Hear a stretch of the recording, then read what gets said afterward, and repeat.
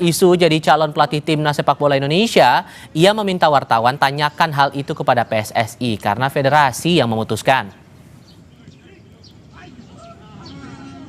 About the rumor, you will coaching Indonesian timnas. This one you don't ask me, you ask PSSI. I think that they decide, not me. Ramai dibincangkan publik sebagai calon pelatih timnas Indonesia. Mantan pelatih timnas sepak bola Uzbekistan Timur Kapadze datang berlibur ke Indonesia. Kapadze memastikan PSSI pernah menghubunginya via daring soal kursi pelatih timnas. Satu bulan berlalu sejak pemecatan Patrick Kluivert, timnas Indonesia masih tanpa nakoda. Meski sejumlah nama ramai dibincangkan publik, tetapi PSSI masih bungkam. Salah satu yang digadang-gadang publik sebagai calon pelatih timnas adalah Timur Kapadze, mantan pelatih Uzbekistan yang meloloskan negaranya ke Piala Dunia 2026. Kapadze yang kini tengah berada di Indonesia mengakui pernah dihubungi PSSI menanyakan kesediaannya menangani timnas Indonesia. Federasya'dan albatta chiqishdi, Sumarji degan so'zlar. Просто xohishini bilish uchun qildi. Xohish bormi yo'qmi degan narsani boshqa narsa qilmagan. Undan keyin gaplashaman.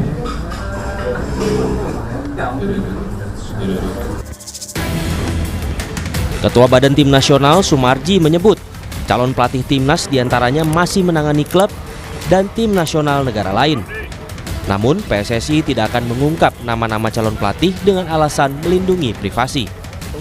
Kami menghormati karena masing-masing pelatih kepala itu punya privasi. Ya, punya privasi.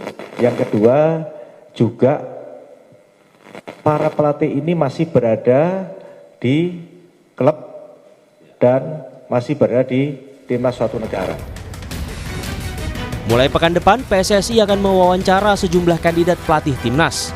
Keterlibatan figur yang paham teknik sepak bola dinilai penting agar PSSI tak mengulang kesalahan sebelumnya saat merekrut pelatih. Ya, itu sebabnya saya menyambut baik kalau Dirtek dilibatkan. Jangan lupa kita juga punya penasihat teknis. Kita punya banyak warga Belanda di dalam federasi ini yang bisa kita libatkan. Kalau benar-benar kita mau berubah lah, nggak lagi seperti kemarin. Istilahnya kan Pak Erik dituding one man show tuh dalam mengelola tim nasional. Nah sekarang sudah ada perubahan. Semoga perubahan ini juga tidak terlalu dibumbui drama-drama karena Pecinta sepak bola tanah air berharap PSSI menyeleksi kandidat pelatih timnas dengan benar. Siapapun nanti yang terpilih, sang pelatih harus mampu dan memahami karakter pemain timnas Indonesia. Tim Liputan, Kompas TV.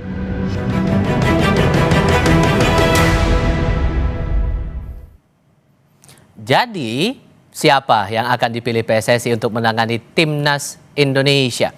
Kita akan diskusikan ini bersama analis sepak bola Gita Suwondo. Bung Gita, apa kabar Bung? Baik, Tifal. Terima kasih sudah bergabung bersama kami kali ini. Namanya masih berseliweran sana-sini dengan banyak tokoh, dengan segala potensi. Tapi kalau dari analisis Anda yang berpeluang paling kuat siapa? Kalau saya sih tidak melihat bahwa Timur Kapadze berpeluang paling kuat. Kenapa? Karena saya selalu khawatir dengan federasi bahwa kalau bukan pilihan mereka, mereka tidak akan memilih pelatih ini. Karena kalau kita lihat dari track record harusnya Timur Kapadze. Kenapa? Karena dia bisa membawa Uzbekistan sampai sejauh ini. Walaupun harus diakui bahwa grassroots di Uzbekistan itu sudah sangat baik sekali. Sehingga mereka butuh waktu 16 tahun dari terakhir kali mereka hampir lolos Piala Dunia sampai mereka lolos Piala Dunia dari 2010 sampai 2026. Artinya 16 tahun mereka berusaha dengan membenarkan grassroots mereka maju di sepak bola under 15 mereka, under 16 mereka, under 17, under 19, under 23 lolos ke Olimpiade, baru kemudian mereka ke Piala Dunia. Kita kan belum sama sekali ke arah situ. Kemudian kalau kemarin yang dikatakan bahwa kita akan melangkah di tahun 2034, itu kan masih lama, harus dimulai dari sekarang. Timur Kapadze adalah salah satu pelatih yang punya kemampuan untuk melakukan itu, karena dia bisa cepat beradaptasi untuk mengetahui karakter-karakter timnas kita. Tapi Menurut kalau saya melihat, ya. oke, tapi kalau kemudian PSSI ada rencana atau jadwal ke Eropa, apakah ini tanda-tanda pelatih timnas kita datang dari Eropa lagi nih, Bung? Ya, Uzbekistan kan dekat-dekat juga dari Eropa ya, bisa Aha. investasi juga jadinya. Eh, Tapi gini, berandai-andai, saya tuh nggak tahu kontrak mereka dengan KNVB itu seperti apa. hmm. Kalau sampai diharuskan untuk merekrut pelatih Belanda, karena Dirtek kita juga datang dari Belanda, ya mungkin saja. Tapi pertemuan di Eropa kan bisa saja dengan pelatih-pelatih yang dari Asia. Jesus Casas lah contohnya. Dia kan berdarah Eropa, tinggalnya di Eropa. Sekarang sedang tidak ada pekerjaan. Dia mantan pelatih Irak, sukses membawa Irak sampai ke Piala Asia, mengalahkan kita 3 kali. Jadi mungkin saja salah satunya adalah dia. Kemudian ada yang digadang-gadang kemarin adalah pelatih Irlandia, walaupun saya menganggap bahwa itu hanya rumor saja. Kenapa? Karena Irlandia lolos ke fase playoff, akan main di Maret. Tidak mungkin dia akan mau direkrut dari sekarang. Kalaupun dia mau dengan angka tertentu, pasti tidak akan diberi kesempatan oleh Federasi Sepak Bola Irlandia. Artinya Irlandia akan ngotot untuk tetap menjaga dia menjadi pelatihnya, karena sudah nanggung ya, Maret tinggal dekat lagi. Jadi saya pikir kalaupun ke Eropa iya, tapi pilihannya antara Jesus Casas, mungkin saja Timur Kapatsi, kan bisa aja dia diwawancara pada saat manajemen PSSI itu datang ke Eropa. Ya mungkin aja jadinya. Oke. Tapi kalau membaca kondisi kita sekarang, menurut Anda kriteria apa yang sebetulnya atau seharusnya jadi prioritas buat PSSI memilih pelatih baru, mengisi kursi yang masih kosong nih?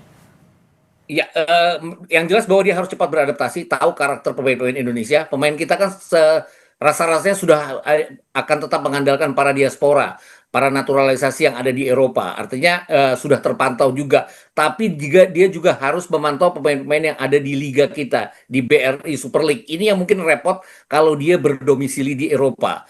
Artinya saya nggak tahu kalau pelatih Belanda ini direkrut mau nggak mereka datang untuk memantau semua pertandingan-pertandingan yang ada di liga, karena kita kan nggak mungkin naturalisasi terus-menerus. Kemudian sekarang kan sudah ada Om Simon Tahamata untuk grassroots kita. Kenapa tidak dicoba? Karena toh dia orang Belanda aja, orang Belanda juga. Kenapa tidak bekerja sama dengan Om Simon Tahamata untuk memantau pemain-pemain junior kita? Karena kan bukan cuma buat AFF, bukan cuma buat Piala Asia, tapi buat kedepannya nanti. Kita kan nggak bisa terus-menerusan ambil dari naturalisasi dari Eropa, itu akan mahal sekali biayanya ya. Terlepas federasi bilang bahwa pemain-pemain ini willing untuk bermain di Indonesia, tidak mungkin tidak ada biaya yang dikeluarkan untuk naturalisasi mereka, tidak mungkin tidak ada biaya yang dikeluarkan seperti misalnya first class flight dari Eropa untuk bermain di Asia. Itu aja yang saya pikir. Oke. Saya kembali lagi ngomongin soal Timur Kapatze ini, karena kan pancingannya gara-gara kemarin tuh datang ke Jakarta, walaupun kemudian alasannya buat liburan, tapi kan udah muncul tanda-tanda, apalagi dia ngaku udah dikontak sama PSSI walaupun pertanyaan secara umum. Kalau dihitung-hitung persentasenya kemungkinan dia bakal jadi pelatih kita tuh berapa persen kalau hitung-hitungan Anda ya? Saya pikir sih cukup besar ya, tapi nggak sampai 50% lah. Saya pikir tapi dia yang tertinggi ya, di antara calon-calon yang lain ya. Kalau PSSI bilang ada 5 calon, saya berpikir bahwa dia salah satu yang tertinggi, mungkin sekitar 30%. Kenapa? Karena track record dia oke. Kemudian dia kan seperti apa ya? Seperti dalam tanda kutip dibuang oleh Federasi Sepak Bola Uzbekistan. Sudah meloloskan mereka, kok tidak dipakai, hanya menjadi asisten pelatih dari Fabio Cannavaro yang jelas track recordnya tidak terlalu baik. Jadi saya pikir juga ada motivasi tersendiri bagi dia kalau sampai dia menangani tim ini. Karena ada AFF, ada Piala Asia sebagai targetnya. Secara kemampuan, kelebihan apa yang mungkin bisa dimanfaatkan juga nih buat mengembangkan timnas kita di Indonesia ini kalau melihat Timur Kapatze sejauh ini ya? Ya, kan dia juga bagus sekali ya dalam menangani tim junior-junior Uzbekistan ya. Dari under 17, kemudian dari under 19, kemudian meloloskan juga ke Olimpiade, dan terakhir meloloskan mereka ke Piala Dunia. Jadi sudah tidak diragukan lagi lah sebenarnya track recordnya. Kalau banyak sekali media dan juga kita sendiri suka mengatakan bahwa jangan sampai salah pilih kembali karena terburu-buru seperti kasus di tanggal 25 Desember 2024 lalu. Saya pikir Timur Kapatze itu tidak terburu-buru. Kesannya memang ambil comot, tapi yang jelas bahwa ini orang yang berkualitas. Kan kita harus mengambil pelatih dengan track record pelatih yang berkualitas, bukan pemain yang berkualitas. Oke. Di tengah nama-nama itu muncul juga namanya Boyan Hodak. Nah, dia kan terbilang cukup sukses juga di Persib, menangani Persib, lama malang melintang di Asia Tenggara juga. Menurut Anda secara hitung-hitungan potensial nggak nih? Ya, potensial. Kenapa potensial? Karena dari angka pasti dia akan tidak setinggi Timur Kapatze, tidak akan setinggi Jesus Casas. Maaf loh, bukan mengecilkan, tapi memang pasti tidak akan setinggi itu. Kemudian dia sudah tahu sepak bola Indonesia.